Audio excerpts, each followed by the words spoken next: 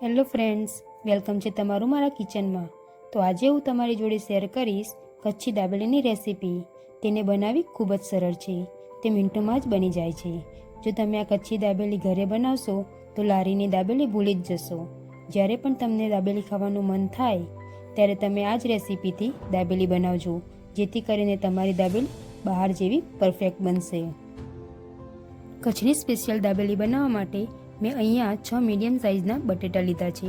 તો તેને આપણે બાફી લઈએ। બાફવા માટે સૌપ્રથમ બટાટાને વચ્ચેથી 2 કટકા કરીને કુકરમાં ઉમેરી લઈશું। તેના પછી 1 ગ્લાસ પાણી ઉમેરીશું અને થોડું મીઠું ઉમેરી લઈશું।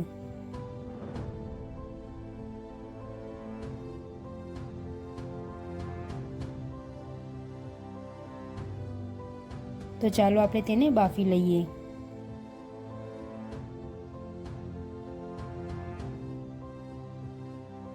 તો આપણા બટેટા એકદમ પરફેક્ટ બફાઈ ગયા છે।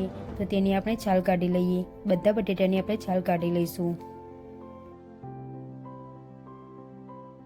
બટેટાને કાંટાવાળી ચમચીની મદદથી મેશ કરી લઈશું।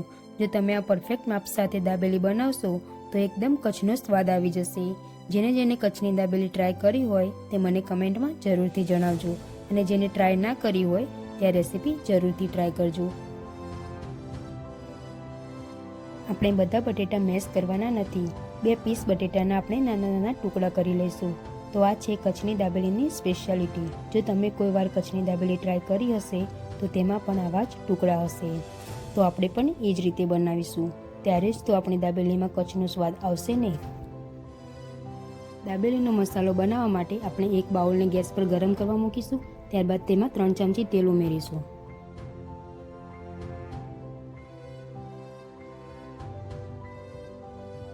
ત્યારબાદ તેમાં આપણે રેડીમેડ દાબેલીનો મસાલો ઉમેરીશું।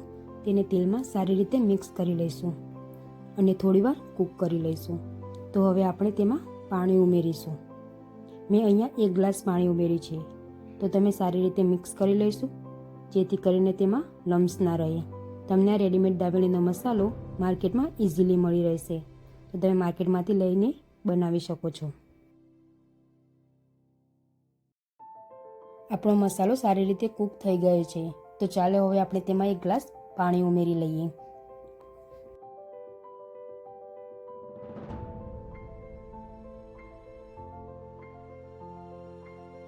પાણી ઉમેરાઈ જાય ત્યારબાદ તેને આપણે સારી રીતે મિક્સ કરી લઈશું। આપણે તેને સારી રીતે મિક્સ કરવાનું છે, જેથી કરીને તેમાં લમ્સ ના રહે અને આપણો મસાલો અને પાણી સારી રીતે મિક્સ થઈ જાય।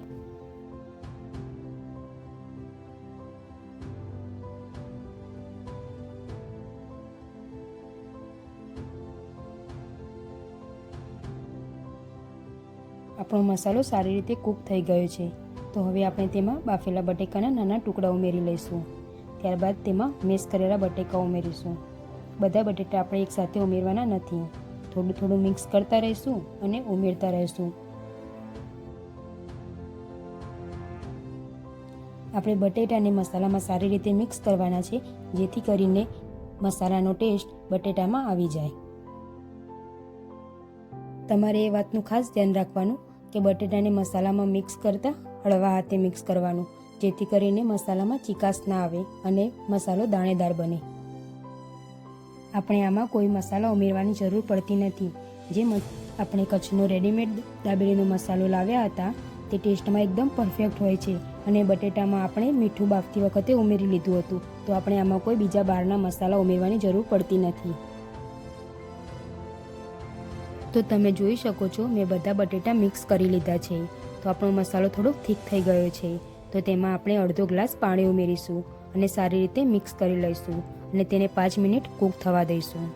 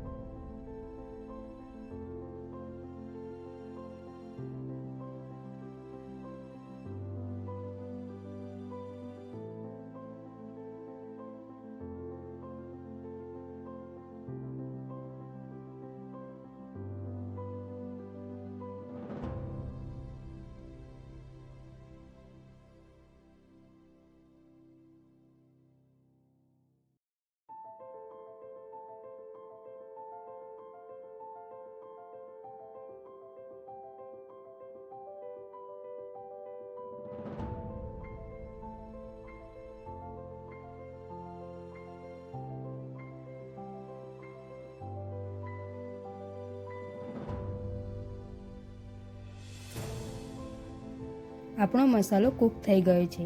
તો તૈયાર છે આપણો કચ્છી દાબેલીનો મસાલો. તો આપણે દાબેલી બનાવવાનું શરૂ કરીએ. તો સૌપ્રથમ પાવને કટ કરી લઈશું. ત્યારબાદ તેમાં ચટણીઓ ઉમેરી લઈશું. ત્યારબાદ જે આપણે દાબેલીનો મસાલો બનાવ્યો હતો તે ઉમેરીશું. ત્યારબાદ તેમાં આપણે ઝીણી સમારેલી ડુંગળી, મસાલા સિંગ અને ઝીણી સેવ અને તૂટી ફૂટી ઉમેરી લઈશું. જો તમારે મસાલા સિંગને ઘરે બનાવવી હોય તો મારી ડિસ્ક્રિપ્શનમાં લિંક આપેલી છે, તેમાં છે વિડીયો, તેમાંથી મસાલા સિંગ તમે ઘરે બનાવી શકો છો. ચટણીઓમાં મેં 2 અલગ અલગ ચટણીઓ લીધી છે. જો તમારે ચટણીની રેસીપી જાણવી હોય તો મને કમેન્ટમાં જરૂરથી જણાવજો, તો હું એ પણ તમારી સાથે શેર કરીશ. તો તૈયાર છે આપણી કચ્છી દાબેલી. તો હવે તમે કચ્છનો ટેસ્ટ ઘરે બેસીને માણી શકશો. ચાલો આપણે તેનો સ્વાદ માણીએ. મારા ઘરે બધાને ખૂબ જ ગમી હતી. તો તમે પણ તમારા ઘરે આ રેસીપી જરૂરથી ટ્રાય કરજો અને તમારે કેવી બની છે તે મને કમેન્ટમાં જરૂરથી જણાવજો. જો તમને મારી રેસીપી ગમતી હોય તો મારા વિડીયોને લાઈક કરી દેજો, શેર કરી દેજો અને મારી ચેનલને સબસ્ક્રાઈબ કરી દેજો. અને હા, બાજુમાં આપેલા બેલ આઇકનને દબાવવાનું ના ભૂલતા, જેથી કરીને મારા નવા વિડીયોનું નોટિફિકેશન તમારા સુધી પહોંચે. Thank you for watching.